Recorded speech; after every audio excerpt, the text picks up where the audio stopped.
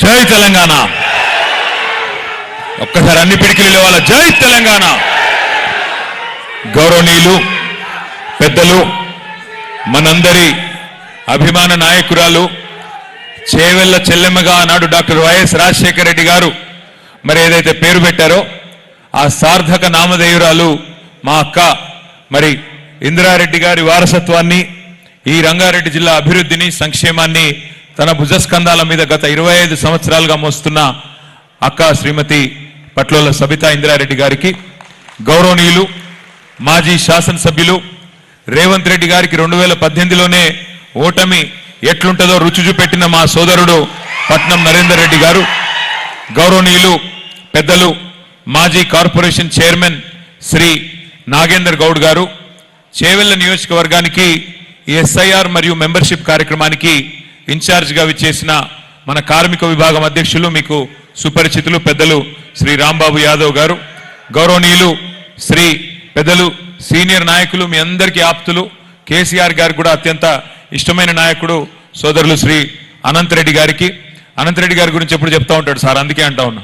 అట్లాగే గౌరవనీయులు దేశమల్ల ఆంజనేయులు గారు పెద్దలు, గౌరవనీయులు, అట్లాగే మా సోదరులు విజయ్ ఆర్య గారు, మా సోదరులు నారాయణ గారు, గౌరవనీయులు డిసిఎంఎస్ అధ్యక్షులు శ్రీ కృష్ణారెడ్డి గారు, అట్లాగే మా స్వప్న గారు, ఎక్కడున్నారు స్వప్నమ్మ గారు, అట్లాగే తమ్ముడు యువ నాయకుడు షాబాద్ మండలం మాత్రమే కాకుండా మరి చేవెళ్ల నియోజకవర్గం అంతా కూడా ఈరోజు తనదైన ప్రత్యేకతతో పనిచేసే మా తమ్ముడు పట్నం అవినాష్ రెడ్డి గారు, అట్లాగే మాజీ ఎంపీపీ చేవెళ్ల శ్రీ విజయభాస్కర్ రెడ్డి గారు, సింగిల్ విండో అధ్యక్షులు శశిధర్ రెడ్డి గారు, గౌరవనీయులు మాజీ ఎంపీపీ మొయినాబాద్ శ్రీహరి యాదవ్ గారు, గౌరవ చేవెళ్ల పార్టీ అధ్యక్షులు సోదరులు ప్రభాకర్ గారు, అన్ని మండలాల పార్టీ అధ్యక్షులు, గౌరవ సర్పంచులు, గౌరవనీయులైన మరి సింగిల్ విండోల అధ్యక్షులు, గ్రామ శాఖల అధ్యక్షులు, పేరు పేరున నేను ఎవరి పేర్లు అయితే చెప్పలేదో వారు కేవలం మనసులోనే తిట్టుకోండి, బయటికి తిట్టవద్దని కోరుతూ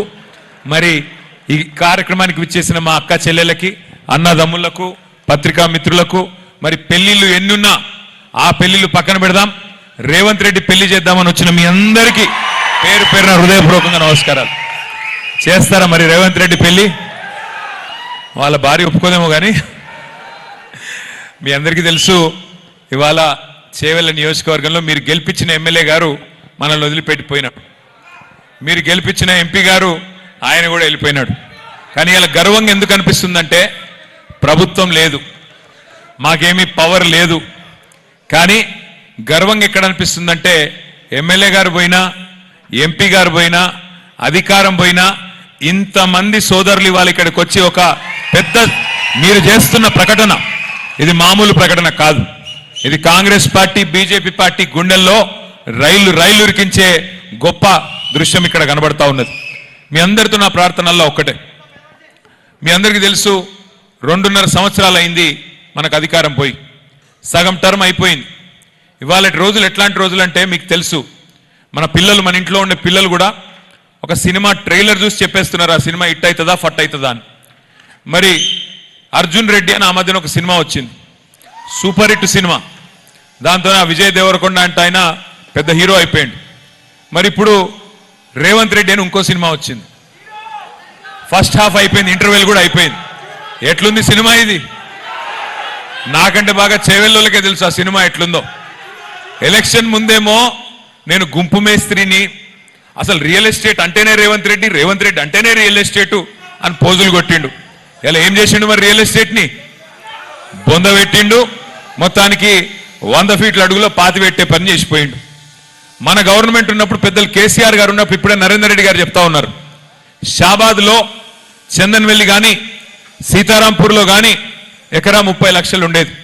కానీ అక్కడ ఇండస్ట్రియల్ పారిశ్రామిక పార్క్ తెచ్చిన తర్వాత అక్కడ ఇవాళ ప్రపంచ ప్రఖ్యాతి కలిగిన కంపెనీలు, ఒక మైక్రోసాఫ్ట్ కావచ్చు, అమెజాన్ కావచ్చు, వెల్స్పన్ కావచ్చు, ఇంకా ఇతర కంపెనీలు తీసుకొచ్చిన తర్వాత ఇవాళ ఎకరం 3 కోట్లకు తక్కువ ఇవాళ షాబాద్లో లేని పరిస్థితి ఆ ఏరియాలో. అదే రేవంత్ రెడ్డి గారు వచ్చిన తర్వాత ఇవాళ లక్షల మంది రియల్ ఎస్టేట్ మీద ఆధారపడి పనిచేసుకునే తమ్ముళ్ళు, చెల్లెళ్ళు, మరి వారందరూ కూడా ఇవాళ దివాలా తీసే పరిస్థితి వచ్చింది. నిజంగా కూడా వాస్తవం ఏంది అంటే ఎన్నికలకు మునుపు ఎకరం ₹1,00,00,000 పలికింది కూడా ఇవాళ కనీసం 50-60 లక్షలు కూడా కొనడానికి ఎవరు సిద్ధంగా లేరు. నేను చెప్పేది కరెక్టా కాదా? దారుణమైన పరిస్థితి ఉన్నది. ఎందుకు ఈ పరిస్థితి మనం ఆలోచన చేసుకోవాల్సిన అవసరం ఉంది. ఎందుకంటే మన రేవంత్ రెడ్డి గారు చెప్పినారు, ఇప్పుడు ఎవరైనా తలుచుకుంటే దేవుణ్ణి తలుచుకుంటారు. అయ్యా నీకు ఆదర్శం ఎవరయ్యా అంటే ఒక శ్రీరాముడు అంటారు, లేదా ఒక శ్రీకృష్ణుడు అంటారు, ఇట్లా రకరకాలుగా చెప్తారు, దేవుళ్ళ పేర్లు చెప్తారు. కానీ రేవంత్ రెడ్డి గారికి ఆదర్శం ఎవరయ్యా అంటే ఒక రావణాసురుడు, ఒక నరకాసురుడు, వాళ్ళను మించిన హిట్లర్ అని ఒకడు ఉండే నియంత. ఇట్లనే రేవంత్ రెడ్డి లెక్క ఆయన కూడా నీలిగేటోడు బాగా. ఎందుకు? నాకు పవర్ ఉన్నది, నా చేతుల్నే మొత్తం ఉన్నది, కాబట్టి నేను ఏదంటే అది చేస్తా అని చెప్పి లక్షల మందిని చంపేసిండు హిట్లర్. అట్లాంటి హిట్లరు రేవంత్ రెడ్డి గారికి ఆదర్శమట. ఇండ్లుగులో కొడితే ఆయనకు పైశాచిక ఆనందం కలుగుతున్నదంట, చాలా మంచిగా అనిపిస్తుందంట. అందరు పేదవాళ్ళు గరీబోళ్ళు ఏడుస్తుంటే మంచిగా అనిపిస్తున్నదంట. నేను మిమ్మల్ని ప్రార్థించేది ఒకటే, సరే జరిగింది అయిపోయింది ఓకే, కానీ చేవెళ్లలో మీరు కాంగ్రెస్ పార్టీని నమ్మలేదు. ఆ రోజు మన ఎమ్మెల్యేగా యాదయ్య గారు నిలబడ్డప్పుడు మీరందరూ కష్టపడి మరి ఆనాడు కేసీఆర్ గారు ముఖ్యమంత్రి అయితేనే బాగుంటుంది, ఈ 111 జీవో కానీ ఇంకోటి కానీ మా చేవెళ్ల ప్రాంత అభివృద్ధి కానీ కేసీఆర్ గారు అయితేనే చేయగలుగుతారు అని చెప్పి ఆలోచన చేసి మీరు ఆ రోజు కూడా బీఆర్ఎస్ని గెలిపించినారు. సరే ఈరోజు మీరు చూస్తే కాకపోతే దురదృష్టం వేరే కాడ పక్కన పరిగిలో కానీ, అవతల వికారాబాద్లో కానీ, తాండూరులో కానీ, కొడంగల్లో కానీ మొత్తం కాంగ్రెస్ గెలిచింది. చేవెళ్ల కాడికి మనం గెలిచినాం, కానీ అవతల మొత్తం కాంగ్రెస్ గెలిచింది. ఎన్ని మాయ మాటలు, ఎన్ని అబద్ధాలు, ఎన్ని రకాల మరి విపరీతమైన డైలాగులు కొట్టినారో గుర్తు తెచ్చుకునే ప్రయత్నం ఒక్కసారి చేయండి. మీకు కావాలంటే చూపెడతా నేను. రైతులకి రేవంత్ రెడ్డి గారు వాళ్ళ పార్టీ నాయకులు ఇచ్చిన మాటలు ఒక్కసారి మీరు ఆ స్క్రీన్ మీద చూస్తే వాళ్ళ నోటెంబడినే అంటే మీకే అర్థమవుతుంది. ఒక్కసారి ఆ రైతులకు సంబంధించి రేవంత్ రెడ్డి గారి పార్టీ కాంగ్రెస్ పార్టీ చెప్పిన మాటలు ప్లే చేయమని చెప్పి మా తమ్ములను కోరుతా ఉన్నా. ఎక్కడున్నారు? ఇప్పుడు తీసుకుంటే 10,000 వస్తుంది రైతు బంధు. కాంగ్రెస్ అధికారంలోకి వస్తే 15,000 వస్తుంది. ఎకరానికి 15,000 రూపాయల సంవత్సరానికి ఇచ్చేటప్పుడు ఒక గ్యారంటీని కూడా మనం ప్రకటించాం. రైతు భరోసా, ఇందులో రైతులకు, కౌలు రైతులకు సంవత్సరానికి ఎకరాకు 15,000 రూపాయలు ఇచ్చే విధంగా, అదేవిధంగా నిరుపేదలైన కూలీలకు సంవత్సరానికి 12,000 రూపాయలు ఇచ్చే విధంగా రైతు భరోసా కార్యక్రమాన్ని 2వ గ్యారంటీ కింద ప్రకటించడం జరిగింది. సో యజమానికి రావాల్సింది యజమానికి ఆయన ఖాతాలకు వస్తుంది, కౌలు రైతుకు రావాల్సింది కౌలు రైతుకు వస్తుంది. భూమి లేని వాళ్ళు ఉపాధి హామీ కూలికి పోయేట వాళ్ళకు కూడా ఇందులో మేము మద్దతు పెట్టినాము. అంటే ఇప్పుడు అందరికి ఇస్తాను అంటే ఆల్మోస్ట్, అందుకే అదే డబుల్ అవుతుంది. ఓవర్లాప్ కాదు, ఇందులో వస్తే ఇందులో రాదు, ఇందులో వస్తే ఇందులో రాదు. కేసీఆర్ అంటున్నారు కాంగ్రెస్ వస్తే రైతు బంధు బంద్ అవుతుందని. ఎందుకు బంద్ అవుతుంది? మేమేమన్నా దివానగలమా? మాకేమన్నా దమాక్ లేదా? మేమేమన్నా దివానగాళ్ళమా? మాకేమన్నా దిమాగ్ లేదా? మరి 3 సార్లు రైతు బంధు ఎగ్గొట్టిన ఏమనాలి? ఏమని పిలవాలా? 6 గ్యారంటీలు అంటివి, 100 రోజులు అంటివి, పెద్ద పెద్ద స్టోరీలు చెప్తావు కదా. నవంబర్లో తీసుకుంటే 2,000, డిసెంబర్లో తీసుకుంటే 4,000. ఇగో అక్క తొందరపడి బిడ్డ పెళ్లి చేయకు, కేసీఆర్ లక్షిస్తుండు, నేను రాగానే డిసెంబర్ నుంచి తులం బంగారం ఇస్తా అన్నాడా? 6 నెలలు కాదు, 3 నెలలనే, 100 రోజుల్లోనే మొత్తం చేసేస్తా, ఇట్లున్న దానికి ఇట్లా చేస్తా అని డైలాగులు కొట్టిండు రేవంత్ రెడ్డి గారు. ఇప్పుడు అడిగినాం, ఈ మధ్యకాలంలో ఆదిలాబాద్ పోయిండు ఒకరోజు, పోతే అక్కడ మన లోకల్ ఎమ్మెల్యే గారు ప్రెస్ వాళ్ళు అడిగిండ్రు, అయ్యా రేవంత్ రెడ్డి గారు మరి 100 రోజుల్ని అన్ని చేస్తా అంటివి కదా, మరి 900 రోజులు అయిపోయాయి కదా, ఏం చేయకపోతేవి, ఒకటంటే ఒకటి చేయకపోతేవి, ఉత్త మాటల మనిషి అని తేలిపాయే, ఎట్లా మరి అంటే ఆయన ఏమంటుండే ఎరికైనా కొత్తగా, ఎంత కండలు తిరిగిన పైల్వానైనా 3 నెలల్ని పిల్లలు పుట్టిస్తాడా? అంటే మనకు పెళ్లిళ్ళు కాలేదు, పిల్లలు లేరు, మనకు ఎన్ని నెలల పిల్లలు పుడతారో మనకు తెలియదా?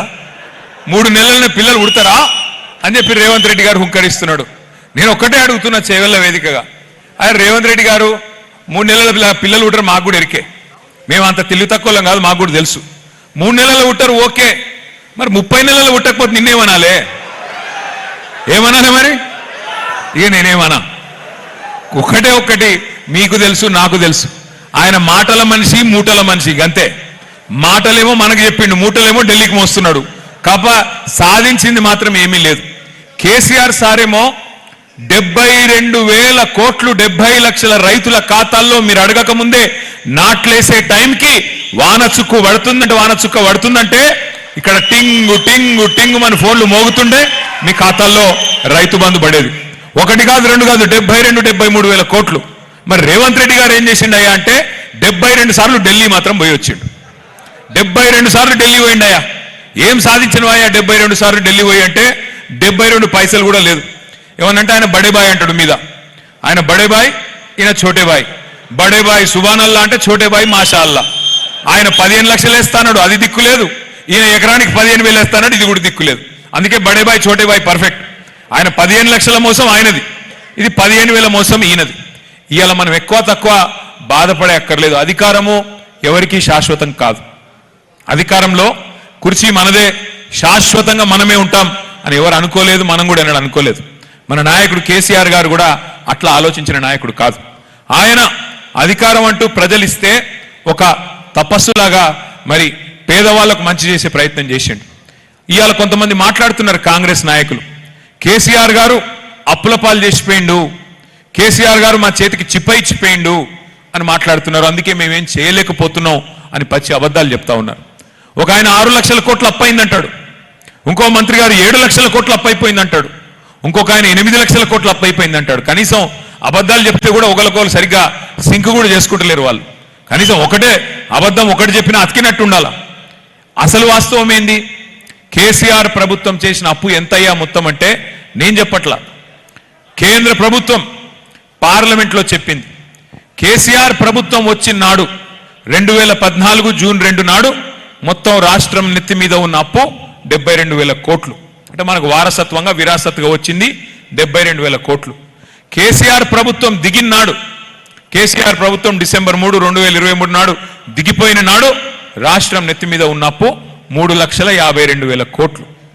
అంటే ఆ 72,000 తీసేస్తే కేసీఆర్ ప్రభుత్వం చేసింది 2,80,000 కోట్ల అప్పు. అంటే సంవత్సరానికి 28,000 కోట్లు. సరే, కేసీఆర్ అప్పు చేసిండు. ఏం చేసిండు మరి కేసీఆర్ గారు?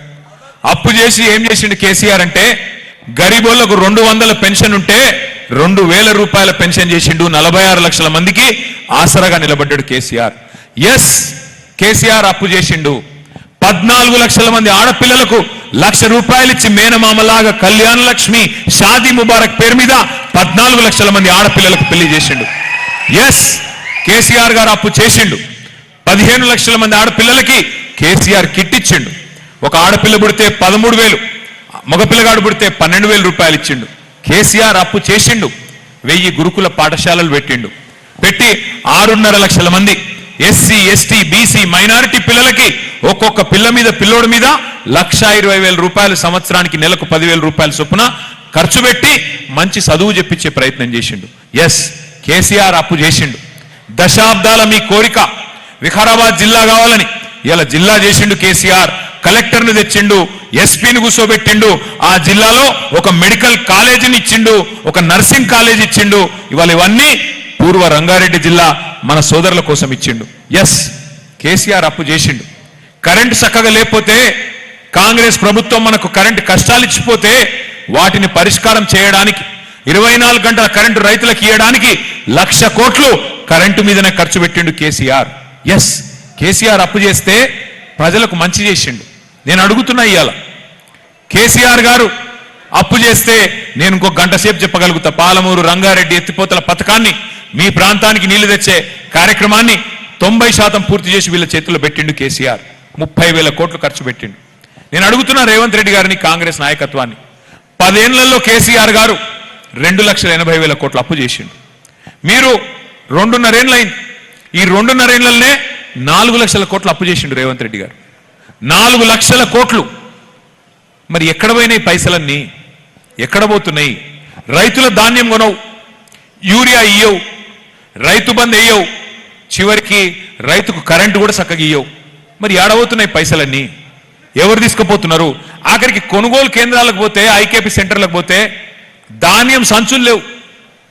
ధాన్యం సంచులు కూడా గవర్నమెంట్ ఇస్తలేదు. మరి ఏడబోతున్నాయని చెప్పి నేను కూడా తెలుసుకున్నా. సంచులన్నీ ఢిల్లీకి పోతున్నాయంట. మూటలు మూటలు కట్టుకొని ముఖ్యమంత్రి ఉప ముఖ్యమంత్రి మంత్రులు వాళ్ళెంబడ వీళ్ళు సామంతులు. ఎందుకయ్యా అంటే ఆయన రెగ్యులర్ సీఎం కాదు రేవంత్ రెడ్డి గారు, రెన్యువల్ సీఎం.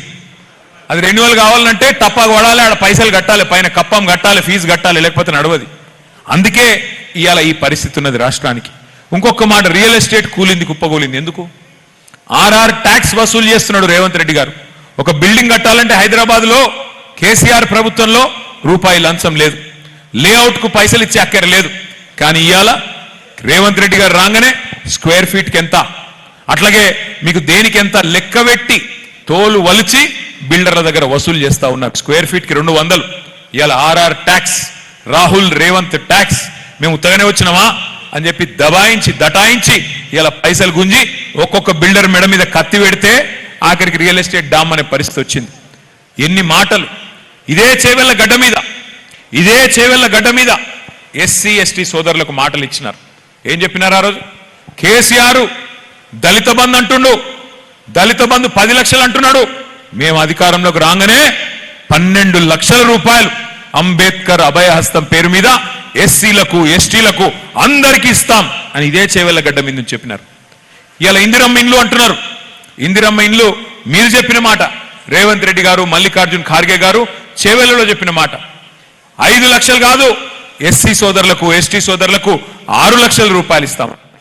అట్లాగే అన్నిటికన్నా ముఖ్యంగా చెప్పిన మాట, చాలా మంది నమ్మిన మాట, కేసీఆర్ వస్తే అసైన్డ్ భూములు గుంజుకుంటాడు, మేము రాగానే అసైన్డ్ భూములన్నిటికీ పట్టా భూములు చేస్తాం, పట్టా భూములు చేసి మీకు ఇచ్చేస్తాం, మీది మీకే ఉంటది, మీరు అమ్ముకోవచ్చు, ఏమన్నా చేసుకోవచ్చు. చెప్పిరా లేదా? లేదంటే చూపెడతా, వీడియోలు అవి కూడా ఉన్నాయి, అవి కూడా తెచ్చిన. ఎందుకంటే ఇట్లా ఒకటి కాదు, ఎస్సీలను మోసం చేసినారు, ఎస్టీలను మోసం చేసినారు.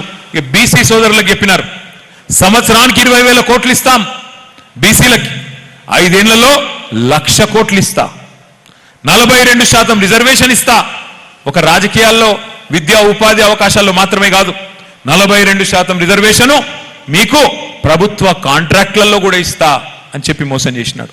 మైనారిటీ సోదరులకు మోసం, మైనారిటీ సబ్ ప్లాన్ పెడతా, మీ అందరికీ బ్రహ్మాండంగా 4,000 కోట్ల బడ్జెట్ పెడతా అని మైనారిటీ సోదరులకు కూడా టోపీ పెట్టిండు, మోసం చేసిండు, వాళ్ళను కూడా ముంచిండు. ఈ రోజు ఈ రాష్ట్రంలో మోసపోని వర్గం ఏం లేదు.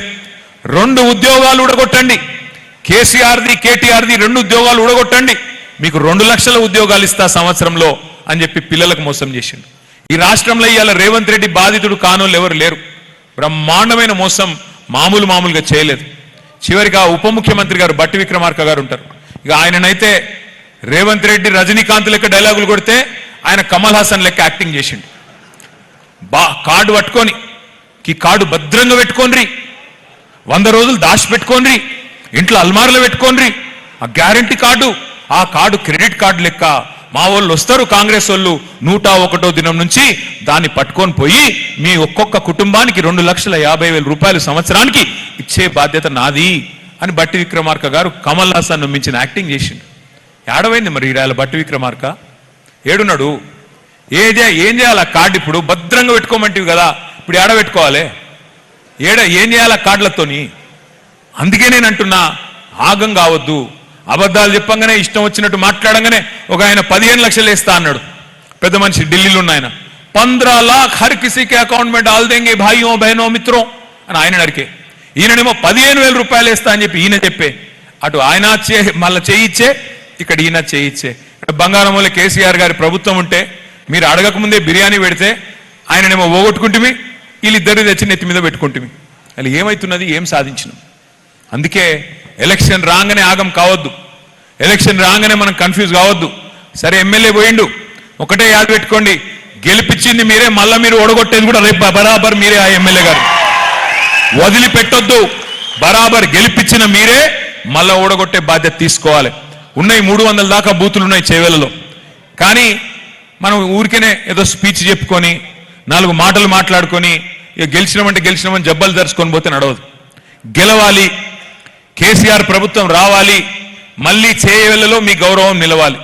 ఎస్, ఒకటి మాత్రం నేను ఒప్పుకుంటా, 10 ఏళ్ళు కేసీఆర్ గారి ప్రభుత్వం వచ్చిన తర్వాత, తెలంగాణ రాష్ట్రం ఏర్పడిన తర్వాత 10 ఏళ్ళు మనం ప్రభుత్వాన్ని నడిపినాం. ప్రభుత్వం నడపడం అంటే మనమేమనుకున్నాం, అరే ఇది మనం కష్టపడి తెచ్చిన రాష్ట్రం, మా పెద్దమంగళారం యాదిరెడ్డి లాంటి వాడు ఢిల్లీ దాకా పోయి ఉరి పోసుకొని చచ్చిపోయిండు.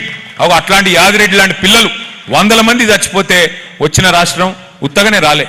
కాంగ్రెస్ మెడలు వంచి బీజేపీని ఒప్పించి మెప్పించి దేశ రాజకీయ వ్యవస్థను శాసించి తెలంగాణ ప్రజలు సాధించుకున్న రాష్ట్రం ఇది. అందుకే ఈ రాష్ట్రంలో ప్రజలు కోరుకునే అభివృద్ధి జరగాలి, ప్రజలు సంతోషపడే విధంగా సంక్షేమం ఉండాలని చెప్పి ఒకటి కాదు 100 పథకాలు తెచ్చినాం, పనిచేసినాం. ఒక తప్పు మాత్రం చేసినాం. ఏంటిదా తప్పు? మీ గౌరవం కాపాడలే కార్యకర్తలది. ఎట్లా?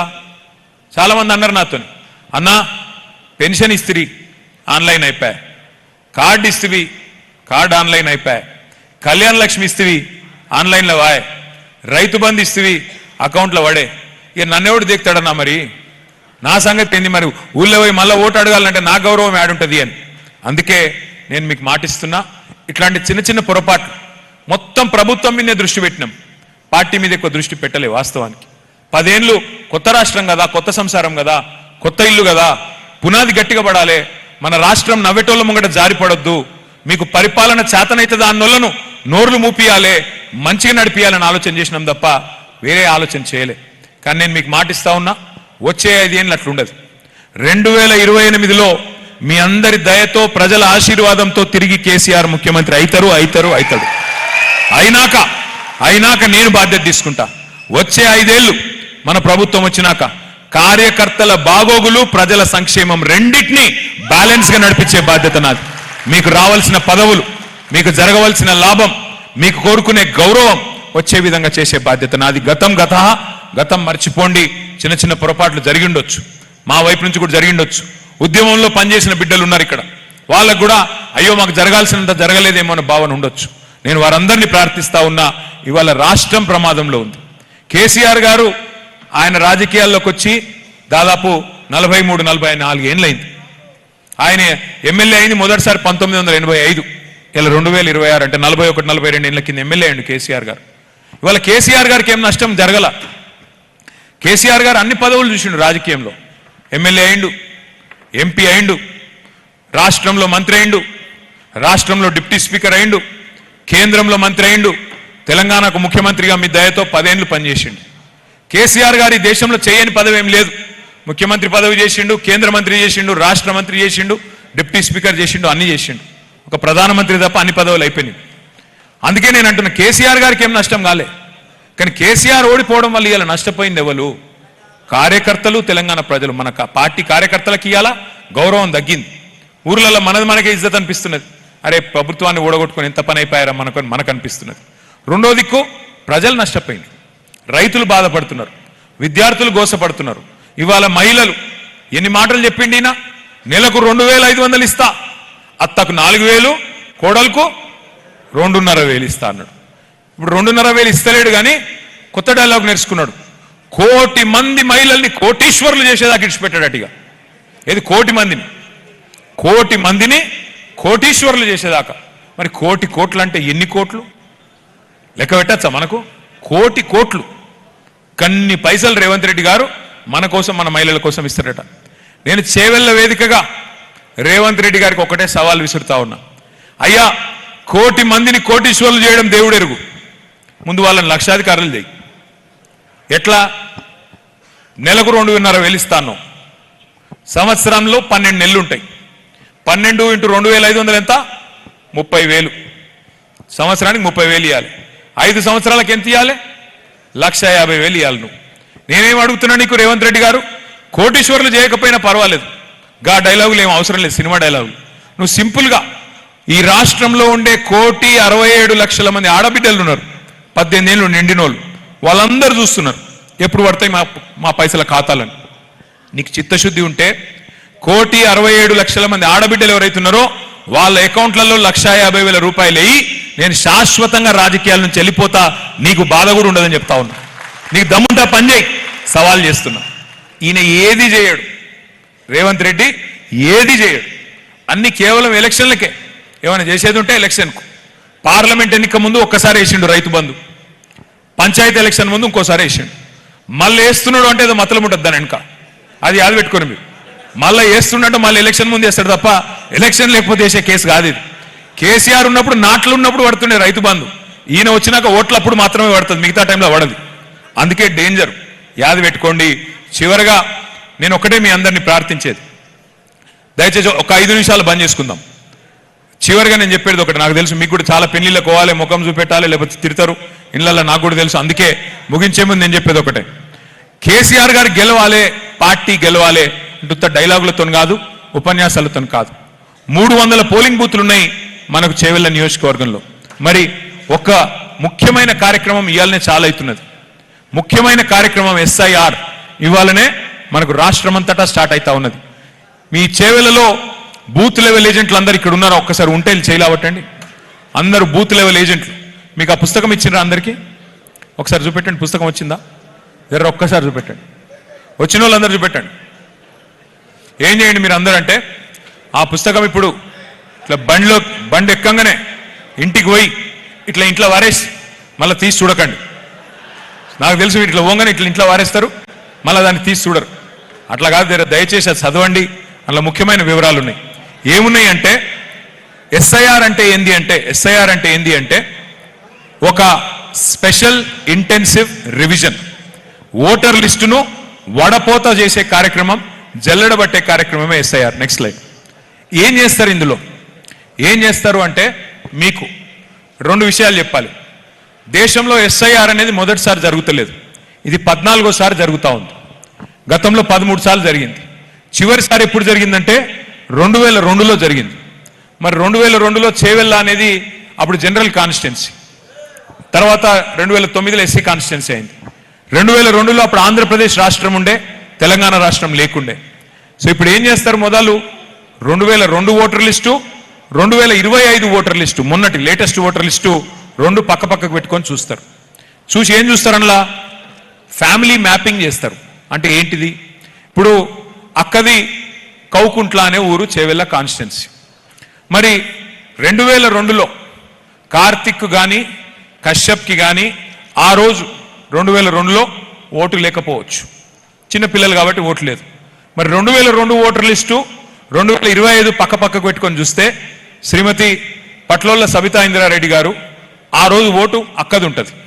కానీ పక్కకు చూస్తే ఈరోజు 2025లో అక్కకు కొడుకులు ఉన్నారు, వాళ్ళకు ఓటు వచ్చింది, కోడళ్ళు వచ్చిండ్రు, వాళ్ళకు కూడా ఓట్లు వచ్చినాయి. మరి వాళ్ళ ఓట్లు సబితమ్మతోని లింక్ చేసే అవసరం ఉంటుంది, మ్యాపింగ్ చేసే అవసరం ఉంటుంది. దాన్నే ఫ్యామిలీ మ్యాపింగ్ అంటారు. సో ఇప్పుడు రేపు అక్క ఇంటికి పోయినప్పుడు, కౌకుంట్లకు పోయినప్పుడు అక్కడ BLO గారు, BLA గారు, BLO అంటే ఎవరు? మీ anganwadi teacher, booth level officer. BLA అంటే మన బూత్ లెవెల్ ఏజెంట్, మన పార్టీ వాళ్ళు. ఏం చేయాలి?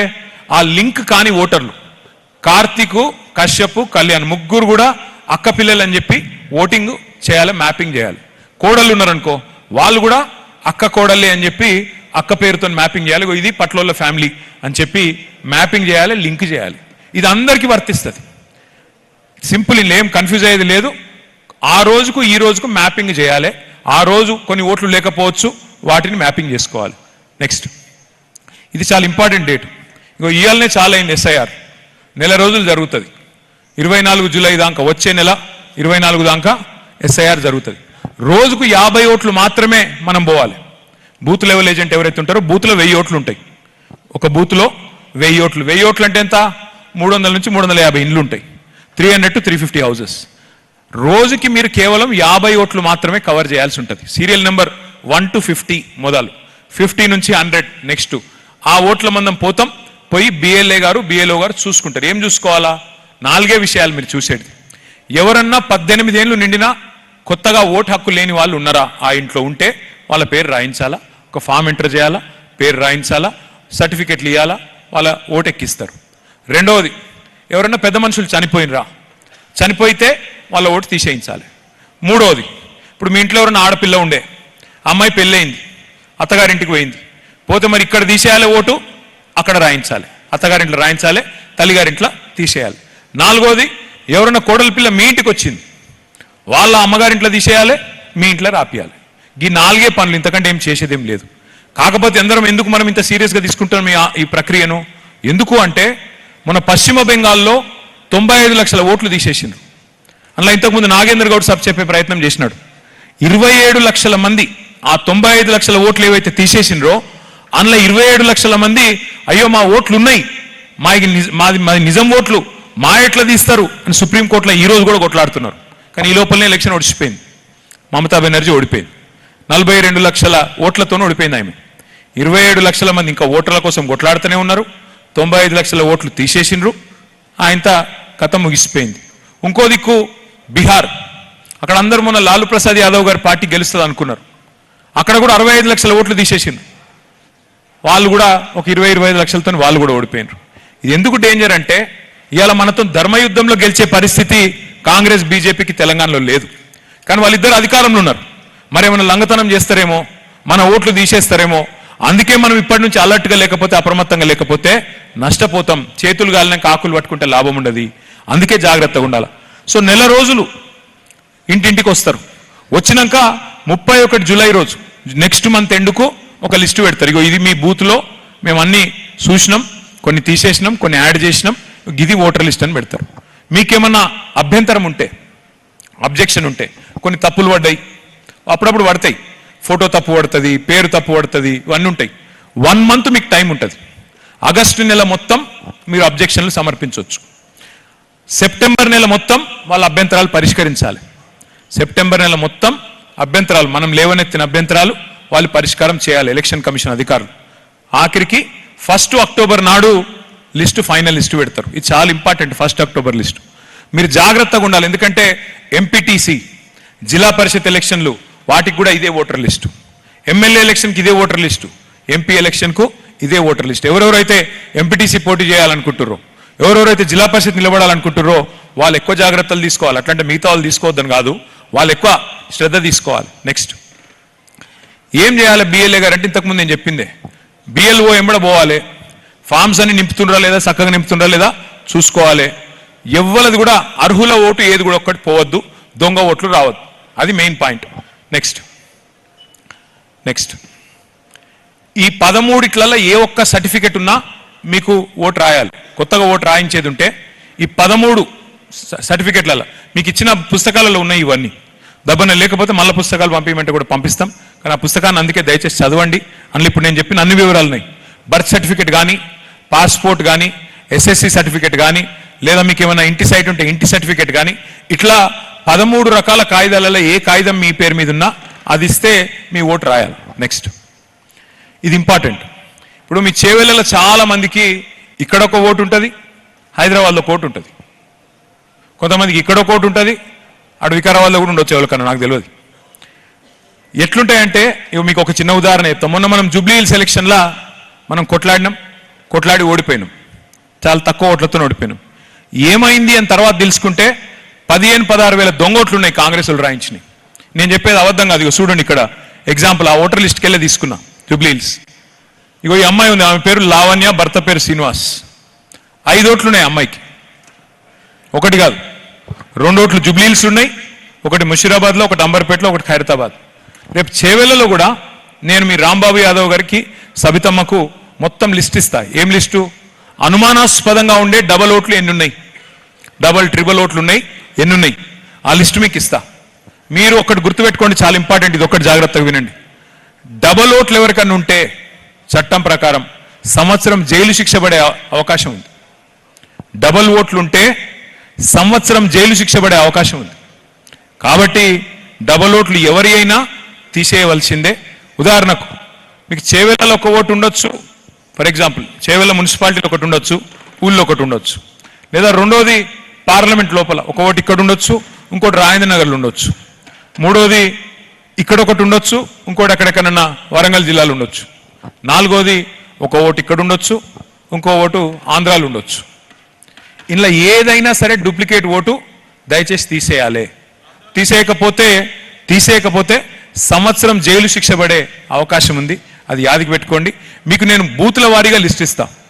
చేవెళ్లలో ఎక్కడెక్కడ అనుమానాస్పదమైన డబల్ ఓట్లు ఉన్నాయి అది మీరు చూసుకోవాలి. ముఖ్యంగా ఆ బూత్లో ఉండే నాయకులు, గ్రామ శాఖ అధ్యక్షులు, ఎంపీటీసీలు, సర్పంచులు, మాజీ సర్పంచులు, సీనియర్ నాయకులు ఎవరెవరైతే ఉన్నారో వాళ్ళంతా కూడా సింగిల్ విండోల అధ్యక్షులు, దయచేసి చూసుకోవాలని చెప్పి నా ప్రార్థన. నెక్స్ట్ ఇప్పుడు మీకు 2 రకాల పుస్తకాలు ఇచ్చినాం. ఒకటి హ్యాండ్ బుక్ అని ఇచ్చినాం, మీ చేతిలో ఉంది. ఇంకోటి వర్క్ బుక్ ఇచ్చినాం. వర్క్ బుక్ ఏంటిది? నెక్స్ట్ హ్యాండ్ బుక్ ఇట్లుంటుంది. నెక్స్ట్ వర్క్ బుక్ అంటే ఏంటంటే ఆ 1000 ఓట్ల లిస్టు మీకు ఇస్తాం. ఆ 1000 ఓట్ల లిస్టు మీ బూత్లో ఏవైతున్నాయో వాటి పక్కకే లింకింగ్ అయిందా లేదా, ఇంతకుముందు నేను చెప్పినట్టు లింకింగ్ అంటే ఆ మ్యాపింగ్ అయిందా లేదా టిక్ పెట్టుకోవాలి. అట్లాగే ఆ ఫారం నింపినరా లేదా టిక్ పెట్టుకోవాలి.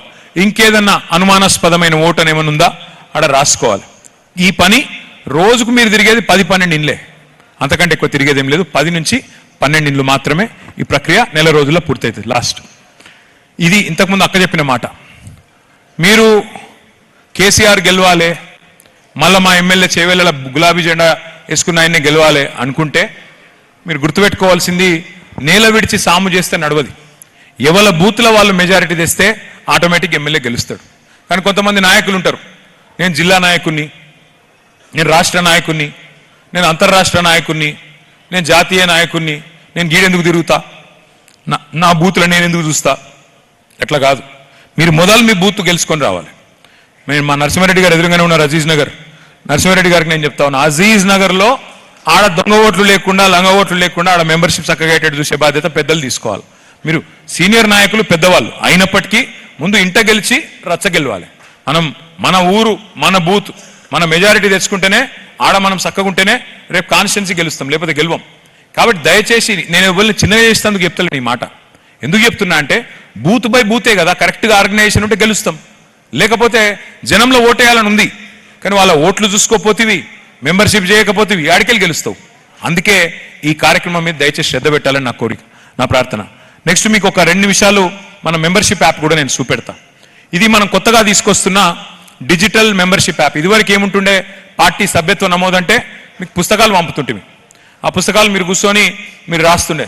అరే ఆ వెంకటేష్ ఉన్నాడా, ఉన్నాడు, అన్న పేరు రాయి. ఆయన ఉన్నాడా, భీమయ్య ఉన్నాడా, ఉన్నాడు, రాయి.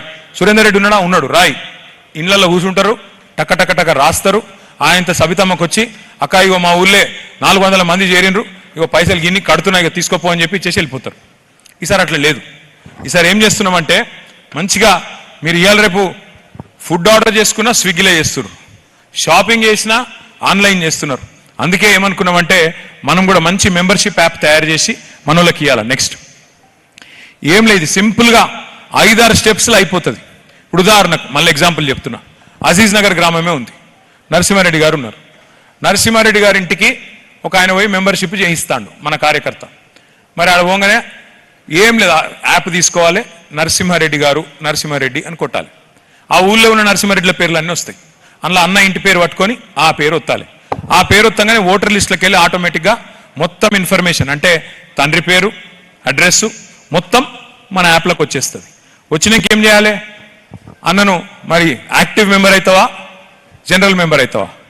క్రియాశీల సభ్యుడైతే 50 రూపాయలు, సాధారణ సభ్యత్వం అయితే 10 రూపాయలు తీసుకోవాలి.